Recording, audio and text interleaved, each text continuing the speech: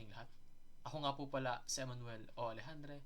Ito po ang aking daily devotion ngayong October 2. Unang-una, to start this off, gusto ko munang basahin sa inyo yung 1 Corinthians chapter 6 verse 18. Nagsasabing, flee from sexual immorality. All other sins a person commits are outside the body. But whoever sins sexually sins against their own body. So, yung sexual immorality daw po, yun yung sin na kung saan ginagawa natin inside of our own body and it works against us. Mayroon negative effect. And that negative effect starts in the mind. That is why today we are going to talk about how to be free from porn addiction. Sa Tagalog, paano ka makakalaya sa addiction ng porn. Unang-una, let us establish that sex is God's gift.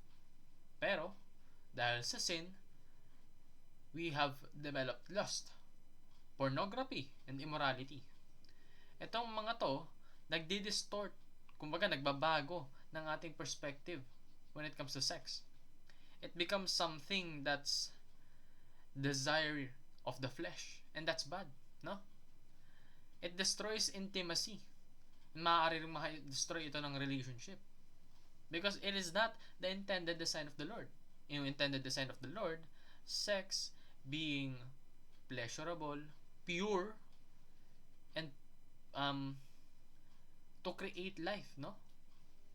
Pero, yung pornography, that's just there to delude you to the mindset na yung ginagawa mo ay tama, pleasurable. Pero, that's no longer pure. And that's a sin. Not only against God, but it is a sin that negatively affects you. Kasi, nagsisimula yan sa utak.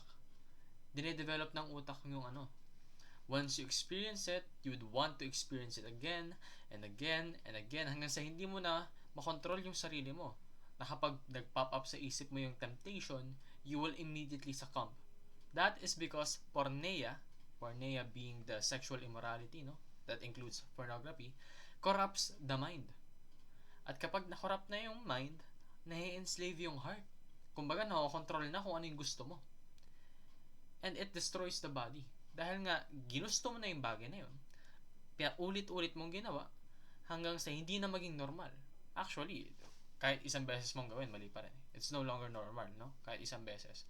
Pero dahil nga, sa sistema ng pornography, paulit-ulit mong gagawin hanggang magkaroon na ng noticeable effect physically. And that's very, very bad. So, break the chains of addiction. Flee from porneia at all cost. Flee. Tulad dun sa binasa kong verse, it starts with the word flee. It doesn't say get rid of. It doesn't say fight, because it's very hard to fight. Mahirap. Yung balat natin, yung laman natin, it calls for us to be tempted. And kapag tayo na-tempt, we have so little of a resistance. That is why tayo na yung gumawa ng paraan para lumayo sa temptation na yun. Let us flee. Tumakbo ka. Tanggalin mo yung mga possible na scenarios na kung saan ikaw ay matatempt. One way of doing that is forming an accountability group. A group of people, your friends most likely, no? That also is knowledgeable and follow the teachings of the Lord, and they also want to improve themselves.